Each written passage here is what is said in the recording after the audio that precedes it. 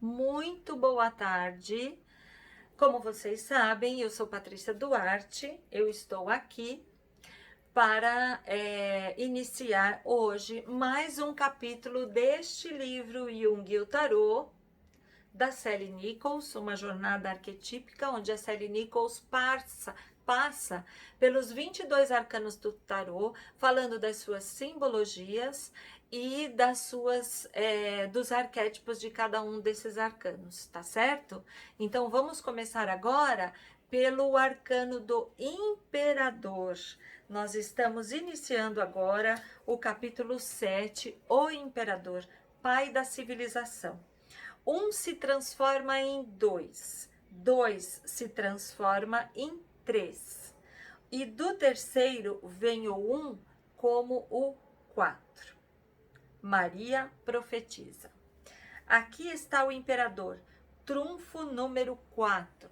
Pode ser visto como princípio masculino ativo, vindo para pôr ordem no jardim da imperatriz, o qual, entregue à própria sorte, pode converter-se em jungle.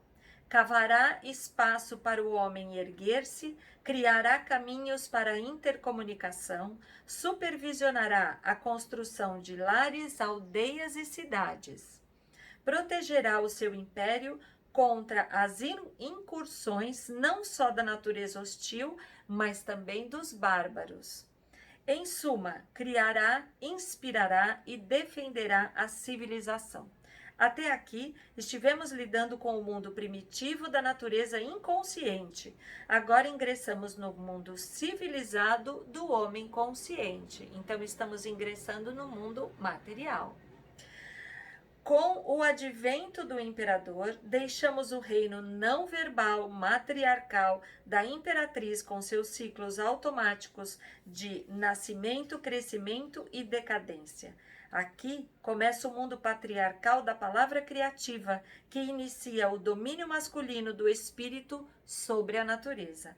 Esse dominador é uma personificação do Logos, ou princípio racional, que é um aspecto do arquétipo do pai. Ordena nossos pensamentos e energias, ligando-os à realidade de um modo prático. Embora represente, como a imperatriz, um poder arquetípico, o imperador é obviamente mais humano e, portanto, mais acessível à consciência do que ela, pois não assume a postura rígida de uma figura de proa entronizada acima da massa da humanidade. Em vez disso, senta-se à vontade, relaxado, com as pernas cruzadas, oferecendo-nos sem medo uma vista de perfil do seu lado esquerdo, ou seja, do seu lado inconsciente. Somente um soberano seguro da própria autoridade pode dar-se ao luxo de expor-se desse jeito. Que o seu é um reino de paz, que não teme ataques do exterior e traições no interior. Indica-o o fato de que o monarca não veste armadura e não traz espada à cinta. O seu escudo, em que se vê cinzelada a águia de ouro, já não é necessário a defesa. Mostra-se aqui como emblema que simboliza sua conexão com os poderes celestiais, seu império por direito divino. Ele não tem nada para recear dos homens ou das feras e tampouco dos deuses lá em cima. Eu vou mostrar aqui para vocês como é, depois eu vou pegar o arcano do Imperador do Tarot de Waite. Esta aqui, olha, em preto e branco mesmo, para vocês poderem entender, é a figura do Imperador, tá? A imagem do Imperador do Tarô de Marsella. E agora, colorido, que aqui na contracapa nós temos, aqui no livro, este aqui é o arcano do Imperador do Tarô de Marsella, tá? Na imagem colorida, tá certo? E vejam também que aqui tem o número 4 de outras formas, né? De outra forma, sem ser aquele número 4 de algarismo romano que a gente aprendeu na escola, que era um e o V, né? Então, na época, não se lia os algarismos romanos somente daquela forma. Então, o 4 vem como 4 palitinhos, pauzinhos, tá bom? Como eu leio o meu tarô, o tarô que eu trabalho profissionalmente é o tarô de Waite, então depois eu vou trazer aqui o arcano do tarô de Waite, a carta, né, a lâmina, para vocês poderem ver que tem uma diferença, tá? Inclusive por conta desse texto aqui, que ela fala que ele não tem armadura, não tem, que o escudo é um emblema, é a conexão com os poderes celestiais. É bem diferente do tarô de Waite, tá? Mas aí a gente vai ver depois. O imperador se apresenta informalmente assentado sobre terra firme no campo de ação, a denotar que, em vez de operar como um deus por trás das cenas, de modo inconsciente, é um líder prático, aberta e intimamente ligado à espécie humana e suas atividades. Em consonância com essa ideia, traz na cabeça o elmo de campo, uma cobertura utilitária mais graciosa e individual do que a severa coroa usada pela imperatriz. As linhas elegantes do elmo repetem-se na ornamentação da cadeira régia e no escudo, cujo desenho se mostra mais bem trabalhado e menos severo que o da imperatriz. É evidente que o império criado por este soberano é um império de refinamento cultural, mas é igualmente evidente que isso não foi sempre assim. Reparem no tamanho e na força da mão com que ele empunha o cetro, em contraste com a mão esquerda, que se diria atrofiada e efeminada. Não há dúvida de que a espada do velho guerreiro foi posta à prova em muitas batalhas. O seu império ele o conquistou a duras penas. A luta do homem para alcançar a consciência envolve feitos quase sobre-humanos de força, pois a mãe natureza guarda ciosamente o seu reino. Nas culturas matriarcais, a sucessão real se fazia através da linha feminina. Destarte, o novo rei foi o que venceu e conquistou a princesa, e foi ele muitas vezes o responsável pela morte do velho rei. Historicamente, em nossas biografias pessoais, a transição da fase matriarcal para a era patriarcal é sempre difícil. Deixar o mundo amoroso, protegido e nutritivo da infância para enfrentar a exposição e as responsabilidades da idade adulta representa uma tarefa tremenda. A vida na comunidade é o passo intermediário, indispensável entre a identidade inconsciente com toda a natureza experimentada na infância e o ponto de vista mais consciente e individual da idade adulta. Durante essa fase de transição, idealmente necessitamos experimentar-nos como membro de um grupo cada vez mais amplo, família, clã, estado e nação, a cuja testa se acha uma poderosa e justa figura de autoridade.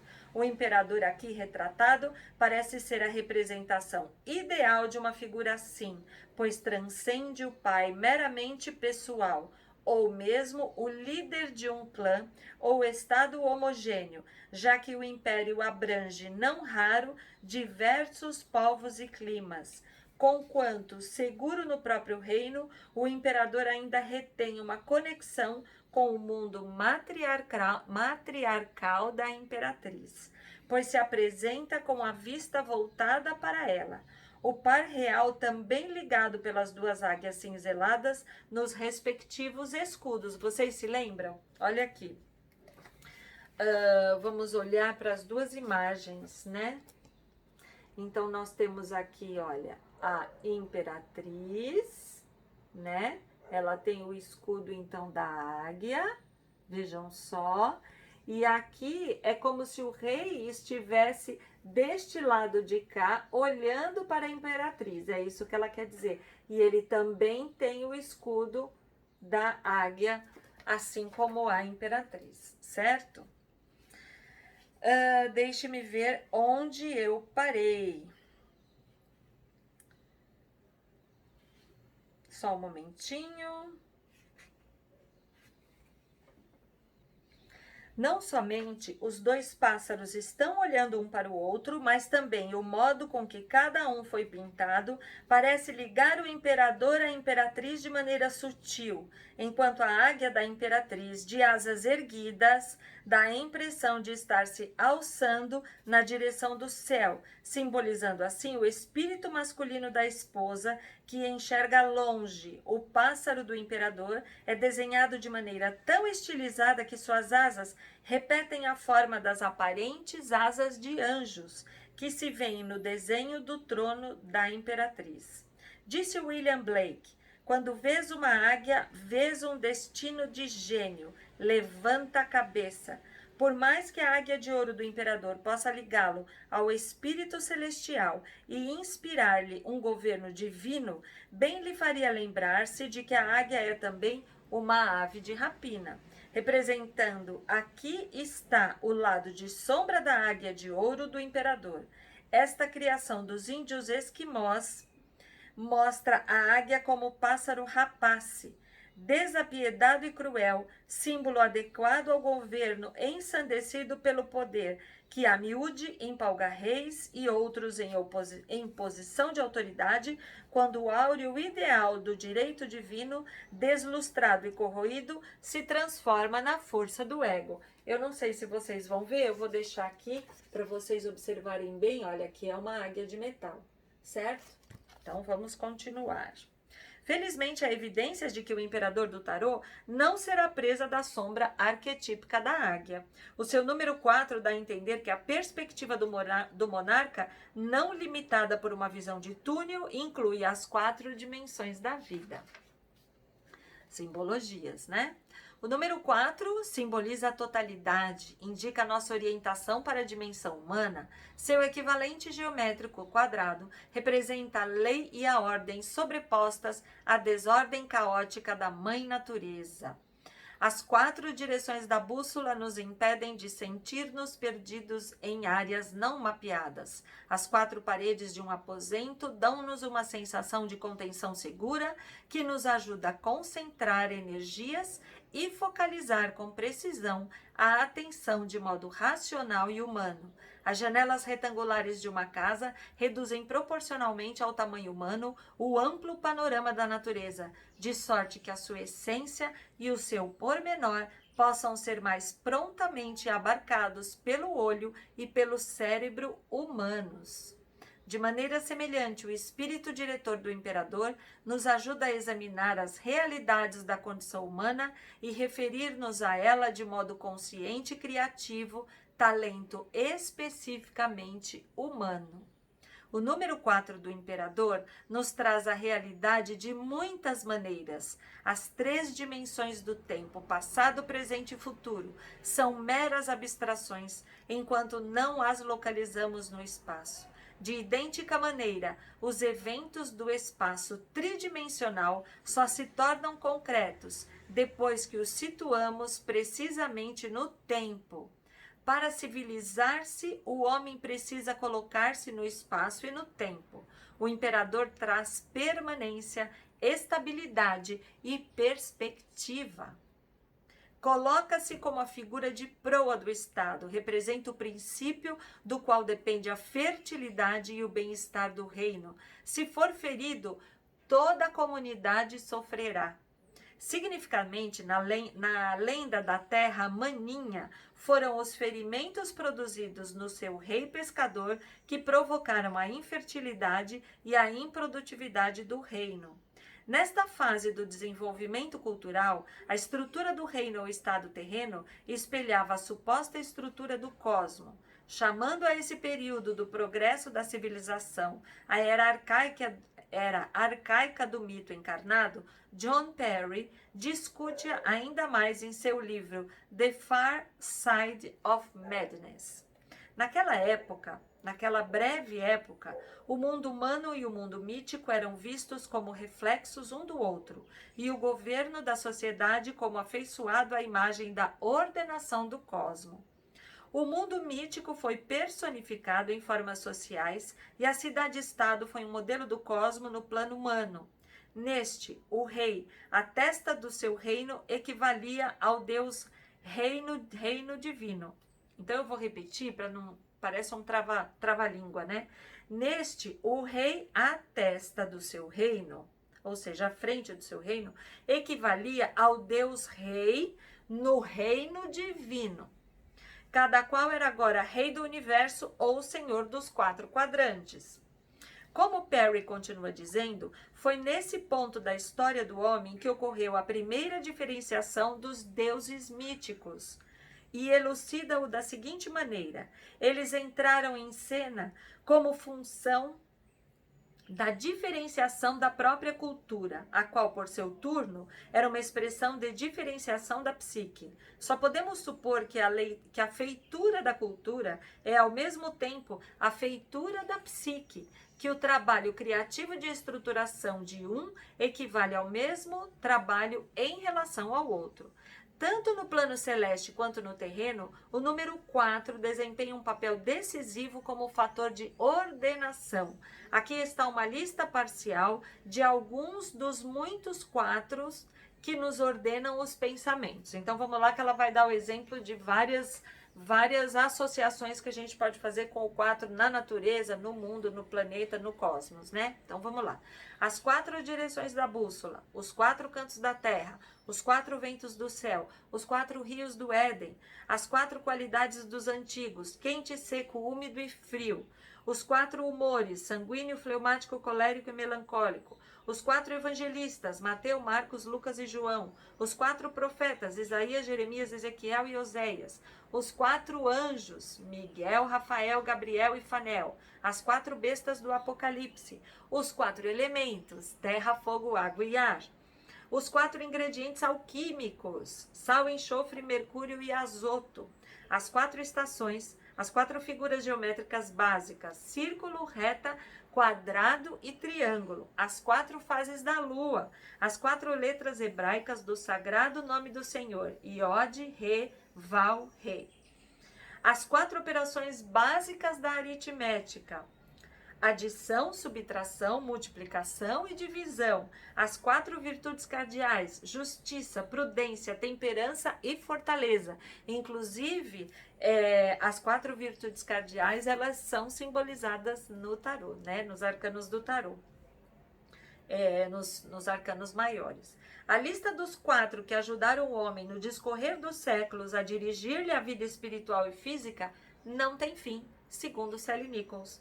O 4 é também um número ligado à criação do homem. O livro sírio, Livro da Caverna dos Tesouros, conta a história da seguinte maneira. Muito interessante, agora a gente vai ver aqui a citação de um livro sírio. E eles viram Deus pegar um grão de pó de terra inteira e uma gota de água de todo o mar e um sopro de vento no ar superior e um pouco de calor da natureza do fogo. E os anjos viram que esses 4 elementos fracos, o seco, o úmido, o frio e o quente, foram colocados no oco da sua mão e Deus fez Adão. Apenas uma mitologia, né? Então vamos continuando aqui para a gente encerrar aqui na página 116, perdão. Estamos começando a página 116 para quem tem o livro e está acompanhando. Em resumo, portanto, o número 4 simboliza a orientação do homem para a realidade como ser humano. A nossa representação pictórica do número 4 é um quadrado, símbolo da ordem superposta por logos, ao acaso, à natureza. No quadrado, porém, os elementos separados ainda são hostis uns aos outros. Com o número 5, a quinta essência, ocorrerá um novo desenvolvimento no rumo da unidade, como veremos ao examinar a próxima carta, que é o trunfo número 5. Na carta do tarô que está sendo discutida, as pernas do imperador cruzadas formam o número 4, dando a entender que ele não só conhece com a mente, mas também compreende de modo mais básico, arraigado, as responsabilidades que incorpora como portador da consciência humana. Numerologicamente, o número 4 tem propriedades inusitadas e mágicas. Não somente assinala o fim de um ciclo, mas também fornece o ímpeto para um ciclo novo. A razão da dupla valência é a seguinte: quando somamos os números em sequência de 1 a 4, obtemos o número 10, que dá início a um novo ciclo. Assim como o mago, número 1, forneceu a energia que iniciou o ciclo da sua criação, assim o imperador completa agora essa fase e, ao mesmo tempo, enceta uma nova espécie de criação, a civilização. Como a semente de cereal, ele é resultado de tudo que veio antes e é, ao mesmo tempo, a semente de um crescimento inteiramente novo. Então, para você que estuda o livro junto comigo, ou já leu, tá assistindo esses vídeos de novo, que é tarólogo, que trabalha com tarô de Marsella, aqui, esses 3 parágrafos que eu li, perdão, até um pouquinho mais, falando ali dos muitos quatros que nos ordenam os pensamentos que a autora colocou, tem uma simbologia muito muito poderosa, né? Muito importante de você poder conhecer e reconhecer e identificar no arcano do imperador, né? Na psicologia de Jung, perdão, que eu mudei de parágrafo. Talvez tenha sido essa qualidade mágica inerente ao número 4 que inspirou o sábio dito de Maria Profetissa, segundo o qual 1 torna-se 2, 2 torna-se 3, e do terceiro vem o 1 como o 4. Seja como for, a verdade da asserção é evidente em muitos níveis da experiência, porque psicologicamente é de fato o número 3 que traz consigo o 4 e oferece uma nova experiência de totalidade e unidade. Isso pode ser demonstrado da seguinte forma: quando desenvolvemos a consciência do ego, pensamos em nós mesmos como um. Então, vamos entrar aqui no raciocínio da autora. Mas à proporção que crescemos em percepção, aos poucos chegamos a compreender que somos 2. Consciente e inconsciente, ego e sombra, aquele que se levanta cedo e o outro que prefere ficar na cama. Para poder conciliar os 2 aspectos opostos de nós mesmos, precisamos descobrir um mediador interior, um número 3, capaz de correlacionar os 2 de modo que trabalhem juntos harmoniosamente. Olha que interessante, quando isso acontece dos 3, através da atividade do terceiro fator, vem o 1 como o 4, sentimento emergente de totalidade, personalidade unificada, que pode funcionar de novo como o 1, mas agora num novo nível de percepção, que é exatamente o que simboliza essa figura do imperador, né? Perante o seu reino, inclusive até como figura arquetípica mesmo, através do arcano do imperador. Agora sim, na psicologia de Jung, o número 3 também traz o 4, resultando em novo sentimento de unidade. Foi de Jung a observação de que todo ser humano nasce com 4 potenciais característicos para aprender a experiência pura e selecioná-la a fim de lidar com ela. Ele chamou aos 4 potenciais as 4 funções, porque representam os meios característicos com que funciona a psique. As 2 funções por cujo intermédio apreendemos o mundo deu os nomes de sensação e intuição. Porque as 2 funcionam mais espontâneas do que racionalmente, caracterizou-as como funções irracionais e denominou as outras 2 pensamento e sentimento, funções racionais, porque descrevem os modos com que ordenamos e avaliamos nossa experiência. Então, tudo isso é todo esse trabalho da Sally Nichols como psicanalista, aluna de Jung e tudo mais, mas é uma explicação muito fácil da gente compreender, né? O que ela está querendo descrever aqui e fazer essa associação, fazer essa analogia com o arcano do imperador. Eu vou dar uma pausa aqui no vídeo, vou começar um novo vídeo para a gente continuar então o capítulo 7, falando do arcano 4 do tarô, o imperador, tá bom? Até já!